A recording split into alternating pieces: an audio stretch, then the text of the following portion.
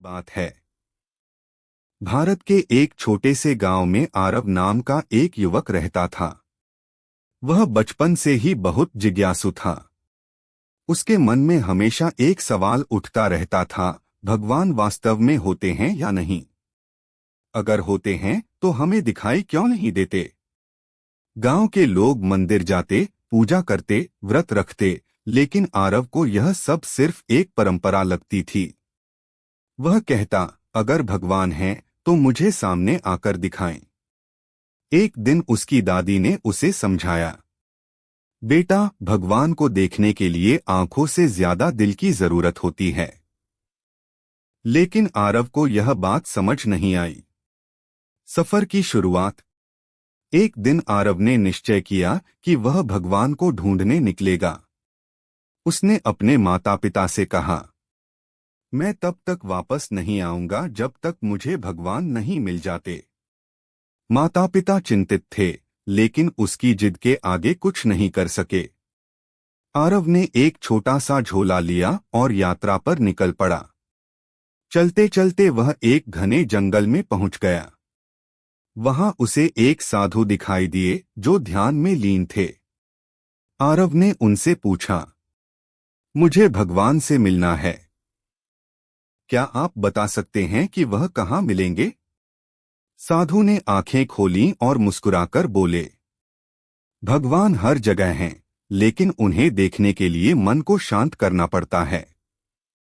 आरव ने कहा, मैं दर्शन करना चाहता हूं, केवल महसूस नहीं करना। साधु ने कहा, तो तुम्हें जीवन के अनुभवों से गुजरना होगा। पहला अनुभव, दया। आगे बढ़ते हुए आरव को रास्ते में एक बूढ़ा आदमी मिला जो बहुत कमजोर था और भूखा भी। वह जमीन पर बैठा कांप रहा था। बूढ़े ने कहा, बेटा, मुझे कुछ खाने को दे दो। आरव के पास थोड़ी सी रोटी थी। पहले तो उसने सोचा कि यह उसका अपना खाना है, अगर वह दे देगा तो खुद क्या खाएगा। लेकिन फिर उसने दादी की बात याद की, दिल से देखो। उसने अपनी रोटी उस बूढ़े को दे दी। बूढ़े के चेहरे पर मुस्कान आ गई और उसने कहा, भगवान तुम्हारा भला करें। आरव ने सोचा, क्या यही भगवान है? लेकिन फिर उसने सिर हिलाया और आगे बढ़ गया। दूसरा अनुभव, साहस। कुछ दूर जाने पर उसने देखा कि एक छोटी सी बच्ची नदी में गिर गई है और मदद के लिए चिल्ला रही है। आरव को तैरना आता था, लेकिन नदी का पानी बहुत तेज था। उसने एक पल सोचा, अगर मैं कूद गया तो खुद डूब सकता हूँ। फिर उसके अंदर से एक आवाज आई, अगर मैं कूद गया तो खुद डूब सकता हूँ। फिर उसके अंदर से एक आवाज आई, अगर तुम नहीं बचाओगे तो कौन बचाएगा? आरव ने बिना सोचे नदी में छलांग लगा दी और बड़ी मुश्किल से उस बच्ची को बाहर निकाल लिया। बच्ची की मां ने आकर उसके पैर पकड़ लिए और रोते हुए कहा, तुम हमारे लिए भगवान बनकर आए हो। आरव चौंक गया, फिर से भगवान। आगे चलते हुए वह एक शहर में पहुंचा। वहां उसने देखा कि एक गरीब परिवार सड़क किनारे ठंड में ठिठुर रहा है। उनके पास ओढ़ने के लिए कुछ भी नहीं था। आरव के पास एक ही गर्म चादर थी। उसने सोचा, अगर मैं इसे दे दूं तो मुझे ठंड लगेगी। लेकिन उस परिवार की हालत देखकर उसका दिल पिघल गया। उसने अपनी चादर उन्हें दे दी और खुद ठंड में रात बिताई। उस रात वह बहुत कांप रहा था, लेकिन उसके मन में एक अजीब सी शांति थी। अब तक आरव थक चुका था। उसने सोचा, मैंने इतने अच्छे काम किए, फिर भी भगवान क्यों नहीं मिले? वह एक पहाड़ी पर बैठकर रोने लगा। तभी एक प्रकाश उसके सामने प्रकट हुआ। उस प्रकाश से एक दिव्य आवाज आई, आरव, तुम मुझे क्यों ढूंढ रहे हो? आरव ने कहा, मैं भगवान से मिलना चाहता हूँ। मैं उन्हें देखना चाहता हूँ। आवाज बोली, क्या तुमने मुझे नहीं देखा?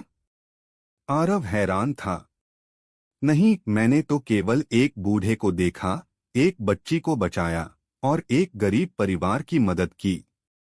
तभी वह प्रकाश और तेज हो गया और बोला, मैं वही बूढ़ा था जिसे तुमने भोजन दिया। मैं वही बच्ची थी जिसे तुमने बचाया। मैं वही परिवार था जिसे तुमने अपनी चादर दी। आरव की आंखों से आंसू बहने लगे। भगवान ने कहा, मैं हर उस जगह हूं जहां दया है, प्रेम है और त्याग है। तुम मुझे मंदिरों में ढूंढते रहे, लेकिन मैं तो तुम्हारे कर्मों में था। आरव ने हाथ जोड़कर कहा, अब मुझे समझ आ गया। भगवान को देखने के लिए आंखों की नहीं, दिल की जरूरत होती है। भगवान ने कहा, जब तुम किसी की मदद करते हो, किसी का दर्द समझते हो, तब तुम मेरे सबसे करीब होते हो। आरव अपने गांव वापस लौटा। अगर जीवन में पैसों की कमी हो रही है तो उसने मंदिर जाना शुरू किया, लेकिन अब वह केवल पूजा नहीं करता था, बल्कि लोगों की मदद भी करता था। गांव वाले शास्त्रों के अनुसार धन सिर्फ बदल गया है, बल्कि कर्म, आचरण और ईश्वर कृपा से भी आता है। मैं नहीं बदला। यहाँ शास्त्रों के अनुसार कुछ सरल और प्रभावी उपाय दिए गए हैं कि भगवान को पाने के लिए हमें कहीं दूर जाने की धर्म और सच्चाई का पालन करें।